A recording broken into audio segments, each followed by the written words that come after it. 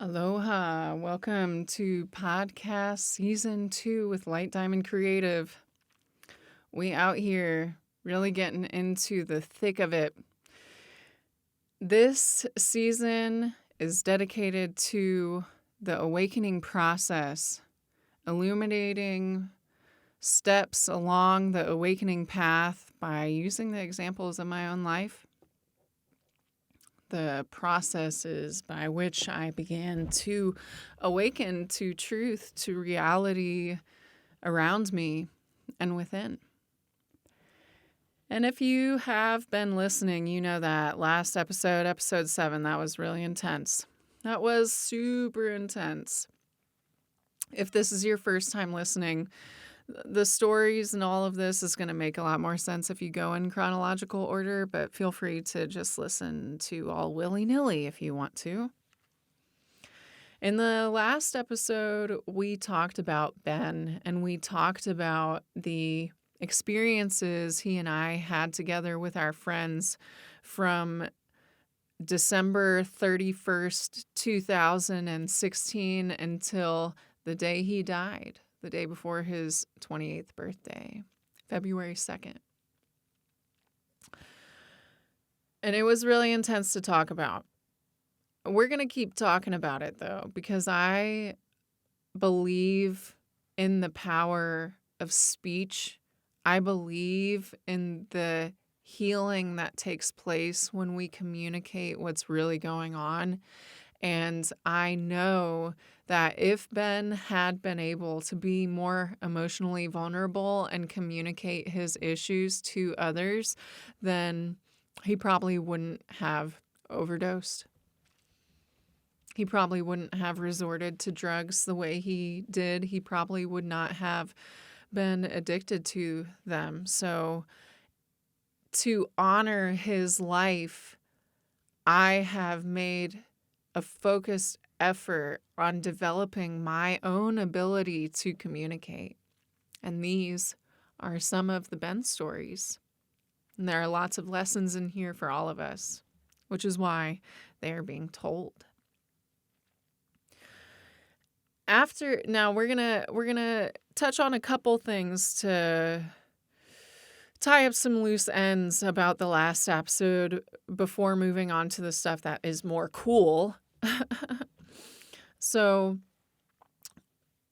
when Ben died and I got the call, I had left him. It was the last straw. He had overdosed on New Year's Eve, and my friends and I had saved his life, along with the help of the EMS and the nurses and doctors. His life had been saved, and we spent almost another month together before he overdosed again. And I knew that if I stayed, I would die with him. That was an intuition I had. I had to leave. I stayed as long as I could. I helped as much as I knew how. And heaven knows I loved that man. So after getting the call that he had died, I knew that I needed to be the one to sort his things because Ben had come to a point of being really vulnerable with me. And we spent so many nights out on the patio, him telling stories and me listening. So I knew about his friends. I knew about his life. I felt so much about Ben that it was me who needed to sort through his things and give them to people. And there weren't a lot of things. Ben and I were so poor. My job had ended and I hadn't picked up another yet. Ben had a pretty good job and he had a pretty consistent client base, but, unbeknownst to me, he was spending a lot of the money on drugs. And so we were very poor, eating bagels and peanut butter. So he didn't have a lot of belongings, but he had a room full. He had clothes, he had books, a few things here and there. He had some camping equipment and just little things that would mean a lot to certain people coming from Ben. I felt like he was there with me as I decided what would go where. If you listen into the last episode, you know that I left January 25th, 2017 because he was showing obvious signs of overdosing again, and I didn't know what else to do. I had already supported him after an overdose, saved his life from it, been with him day in and day out to try to help him not go there again. And in the meantime, I was losing myself. I was losing my mind, trying not to be paranoid. What I didn't know at that moment is that I had just experienced trauma. You know, I hadn't ever put a word to that at that point in time. And later I would understand that that was a traumatic experience. And I would be working through PTSD for the following years from these happenings. So I was in Arkansas, and the day I got to Arkansas, it was 1 week later that he died from overdose. The results, the medical results showed it was actually not heroin, as he had overdosed from on New Year's. It was cocaine, and fentanyl had been mixed into it. So he died from that. And at the time, a lot of people didn't want, the few people who immediately knew that he had died and what he had died from did not want to share that, because Ben was such a light to people. That's like the irony of all of this, is that although he suffered from mental illness and emotional issues that led to addiction with hard substances, Ben was a brilliant light. People were naturally drawn to him, loved him easily, and he loved us too. And people didn't want to, I think that people felt like they would shame him by sharing the actual information of how he died. And for a while, I don't know if this is still true. It's definitely not at this point, with me telling you the truth. That's how he died. It was cocaine and fentanyl, people. But at the time, we were also sensitive and, still in a deep space of respect for this guy that we didn't, I wasn't part of this. I'm down to tell the truth. That's just how I roll. But I can understand why people wouldn't want to share what actually happened, because they didn't want to hurt his reputation. They didn't want it to take away from who he was. And I don't think it does. I think that it illuminates the fullness of the Ben experience at large. This is real. This is true. This was this guy's life experience and how it ended. And I think he would want us to know the truth. I think Ben would want these stories to be told, because Ben, being the man he was, cares about people, and he knows that there are so many lessons, valuable lessons within these stories of his life and death, that he would want people to know the truth.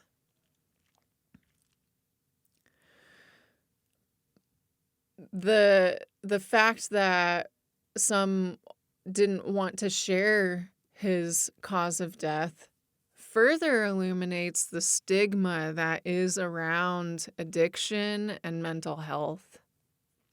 Hopefully, as we continue talking about these issues, they become less stigmatized, because it turns out that actually talking about them is the preventative method for not becoming addicted to a substance.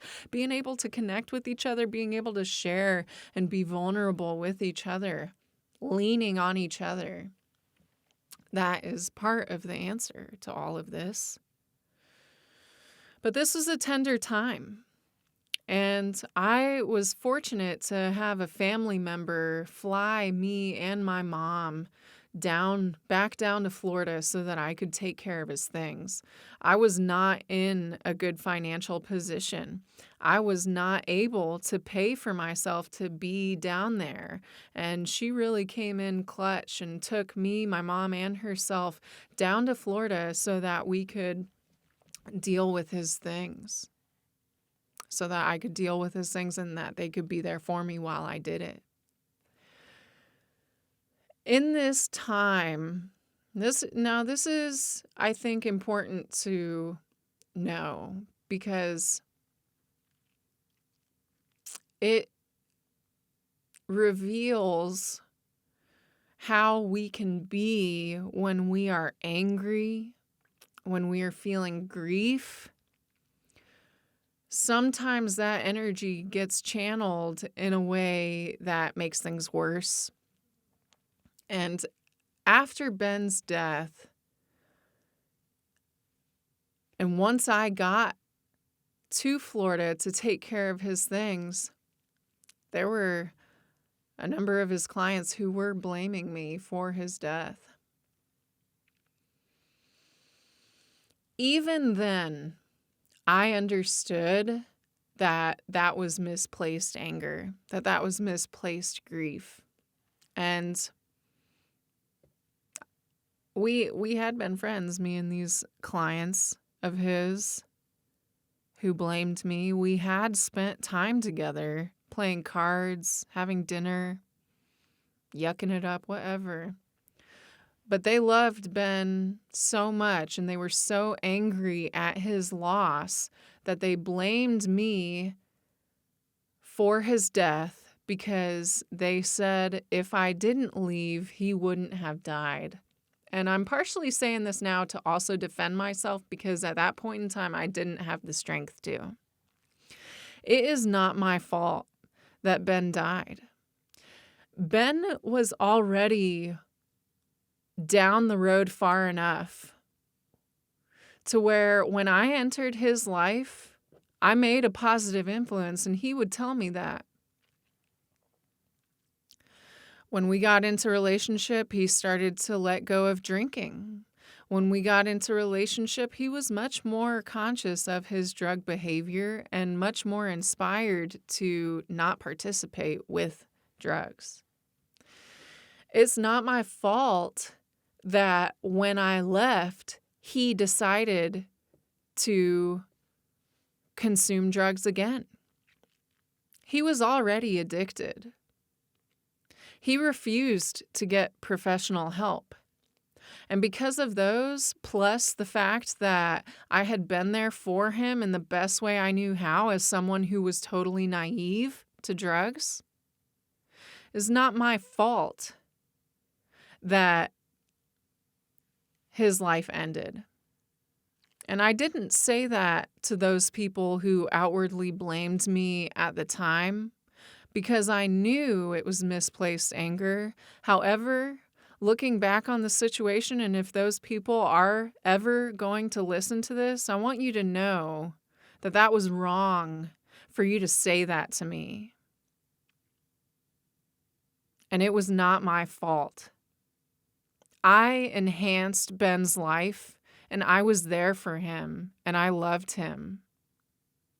And so, if you are one of those people who happen to be listening to these stories as they're finally coming out over 6 years later, I hope you know better. And I hope you're sorry. And I am also sorry that we had to lose someone like that we loved so much. And I know it was hard, and I know that that was misplaced. And I know that you know it wasn't really my fault. And I don't expect an apology. It's way too late. It's way too late for all that. Partially sharing this to share with others that if we do not have a good relationship with death, if a death is a traumatic experience like a drug overdose, not all death is traumatic. Not all death has to be traumatic. Imagine us having a good enough relationship with death where we understand that this is a natural transition all of us will make. However, in the traumatic instances, yeah, that makes things a lot harder because it shouldn't have gone that way. You shouldn't, whatever. That's the way that it went.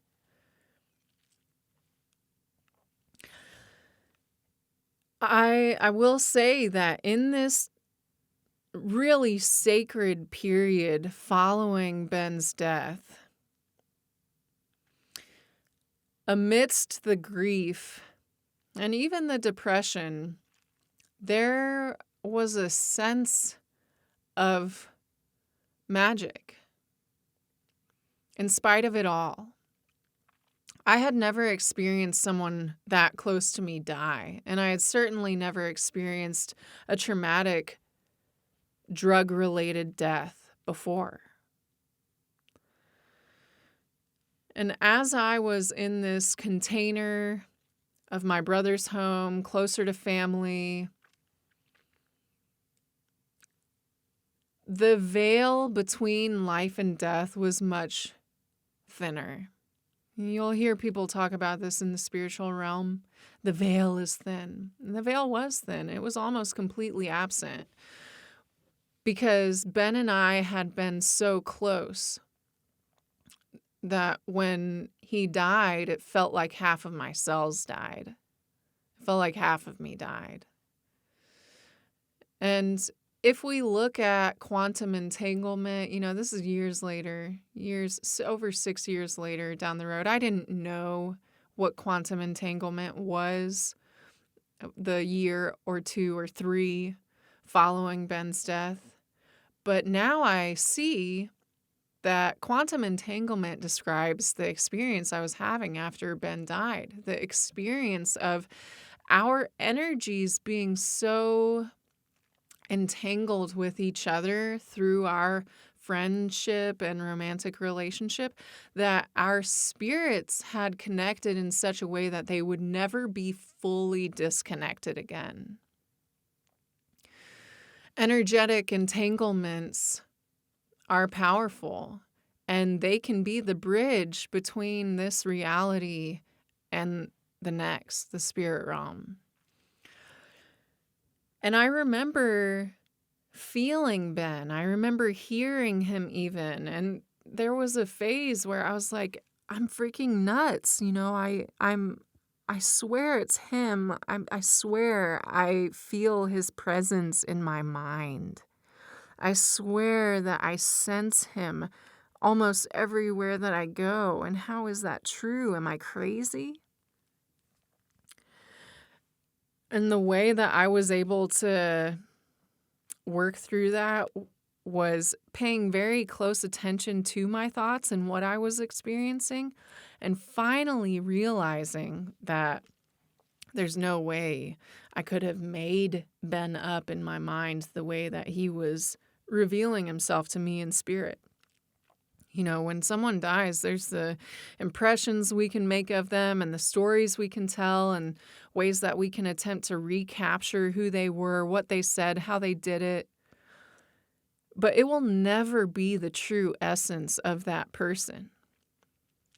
And so when the true essence of a person comes through, like what I was experiencing, like I can't make this up. I can't make it up. And I went back and forth in my nuts. Am I making this up? Is this real? And finally came to peace with, I would not be able to make this shit up because I hear him and I could not create his voice. I loved his voice. I could not recreate his essence in its purest form. And so I started to surrender to that. There's no way I could make all of this up. So that must mean that we are still connected and that he really is the one next to me in the bathroom when I'm brushing my teeth saying, keep going. Good job. as I was in these really initial stages of grief, I could barely take care of myself. I was not working, no way. I was too fragile. Too much had happened. There was too much trauma.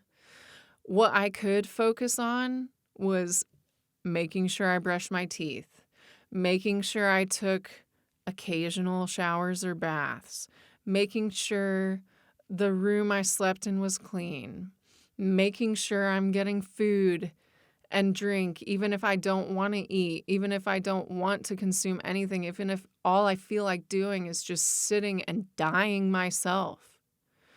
But it was early on. It was early on, the same day that Ben died, that I knew I had to take care of myself, because after I got the news that he died, no one else was home. No one else was in the house. What was I going to do? I put on the headphones that Ben's parents had given us. And again, if you're not caught up, this isn't going to make as much sense if you're listening to this series for the first time. But after Ben overdosed, and after I told his parents, and while we were attempting to recover together through January 2017, his parents had sent us a pair of headphones to listen to when Ben felt triggered. He and I had started to identify his triggers, and one of his triggers was fireworks, because Ben had trained in the military as a Marine. He didn't get all the way through his training, but fireworks, gunshots, that sound triggered him into a stress response that made him want to use heroin. So here we are connecting the dots when it comes to physiological addiction and the external triggers, the emotional stresses that bring us into the state of feeling like we must have this drug to cope. So Ben and I had these headphones. And there had been a time where fireworks were going off. Mid-January, a neighbor was setting off fireworks. And luckily we had these headphones because Ben was triggered and went into the bathroom. And I ran outside and I said, hey, I have, Ben didn't serve in the war, in any wars. Ben was not a veteran, but what am I going to do? Explain this whole history of Ben's triggers and drug addiction to this neighbor? No. So I said, hey, there's a veteran in this home. He's feeling really triggered and stressed out by the fireworks. Do you mind if you stop? And the guy's response was, wow, well, he must have had a hell of a time on New Year's. I was like, you have no idea. So anyways, these headphones that Ben's parents had given us so that we could cope with music together whenever he felt triggered. We would put on the headphones and pick what we listened to, something soothing, something, Black Mill is a great band that we found and listened to together whenever he got triggered and stressed out. And I still had these headphones. After he died, I had brought them with me to Arkansas. And the day that I had been told he had died, I found the headphones. Again, no one else was home. What am I going to do? All I could think of was how we coped together. And so I found the headphones and put them on. And oh my gosh, the first song that came on, It's Been a While by Stained.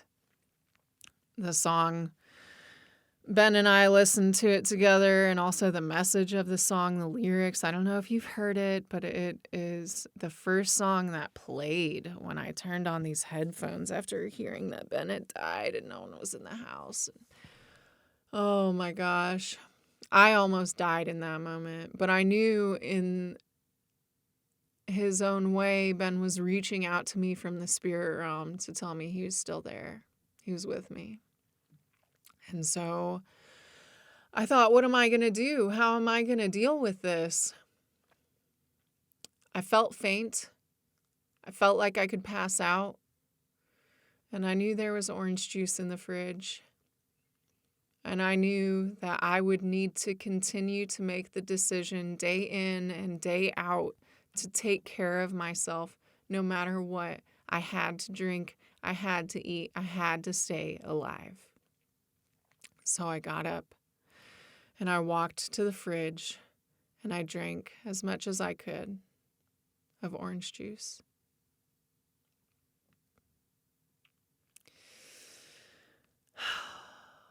And that was the start of my self-care. I hate to laugh, but like, what can you do? You know, laughter is a similar response as crying. So it can be a pain response, whatever. Don't judge me. What I will close with for this episode is that, well, one, the phrase, keep moving forward.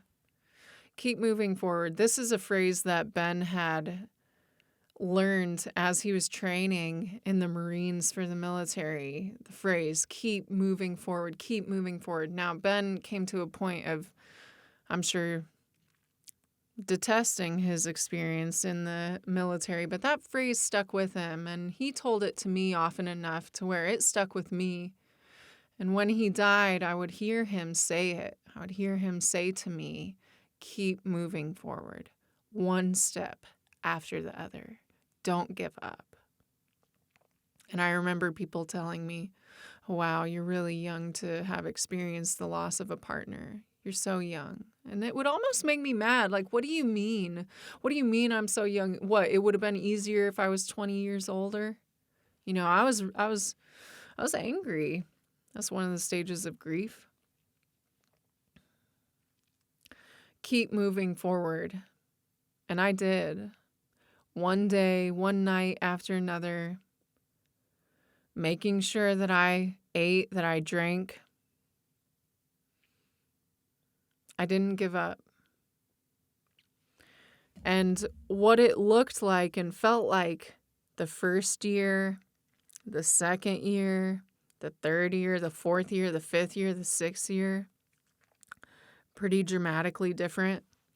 You know, in the beginning of my grieving process, all I wanted to do was rerun the memories we had together.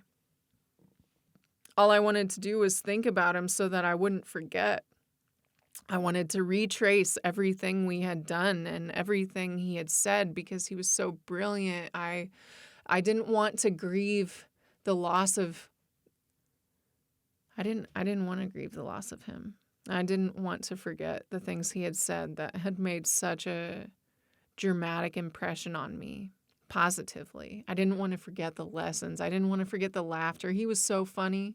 I didn't want to forget any of that. I built a shrine of sorts. I mean, it wasn't quite, but I built this part on my wall in my room and printed off all these photos of us together that we had taken so I could look at him every night. And if you listened to the last episode, you heard that in January of 27, after his overdose, when we were attempting to recover together, we started writing each other letters. And so I had these two books. One of them that he had written every day in for 25 days, and one of them that I had written in for every day of 25 days. And so, along with having all of his pictures up in my room, I would read these letters that we had written to each other. And I would write him every day until pages ran out. I got a new book. I wrote him every day. Until finally it got to a point where I realized I needed to let go. And that was probably 8 months to 12 months into the grieving process. I realized I was ready to put away the pictures for now. Probably should stop writing. He wasn't coming back. And we thought that we were going to be together. You know, he had proposed marriage not in the most romantic way. It wasn't romantic at all. We were like hanging out in our room, and he told me he wanted to go to the courthouse the next day, and I just looked at him. I had a bad feeling and said no. And that's a good thing because, the guy had debt too. If we had gotten married, that would have been a whole mess on top of the mess that already happened. I'm really glad that we didn't get married.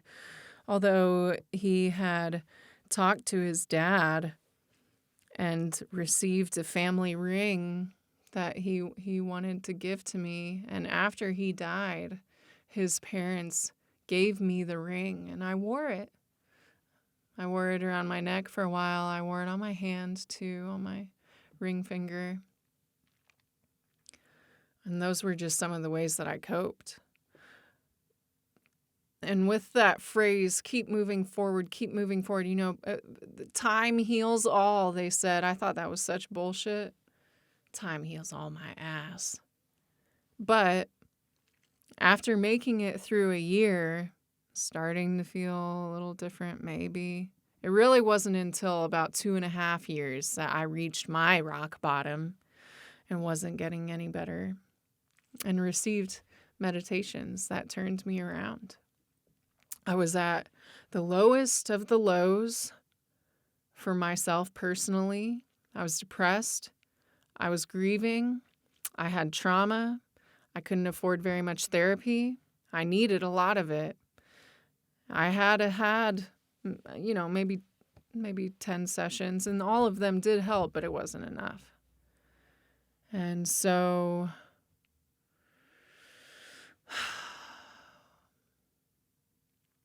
finally, in this rock bottom position, sent a status out on Facebook that said, I need help. Someone help me. I had told people on Facebook what had happened. I had a fundraiser for raising awareness around mental health and opioid addiction, which people helped me hit that goal, which was $1,000. It went to a local clinic in Little Rock.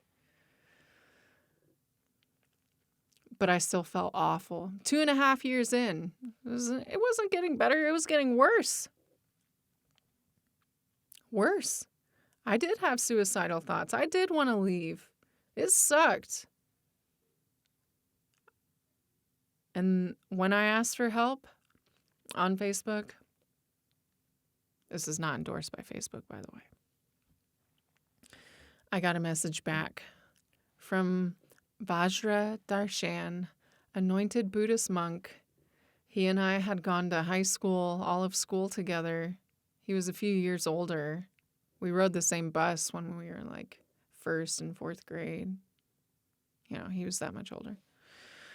And he reached out to me, responded to my plea for help. He said, I've been receiving a lot of amazing meditations that have helped me a lot. And if you want, I can teach them to you. Maybe they'll help. And I said, yes, please. And that's when everything changed. This has been episode 8 of podcast season 2, Awakening Audiobiography. Thanks for listening to yours truly of Light Diamond Creative on YouTube and Instagram. Feel free to support the content if you want to on Cash App and Venmo. No worries, though. This content is for the upliftment of humanity, even though these are some pretty dark episodes right here. But this is where the lessons are. So I hope it serves you. I'll talk to you in the next episode. Peace.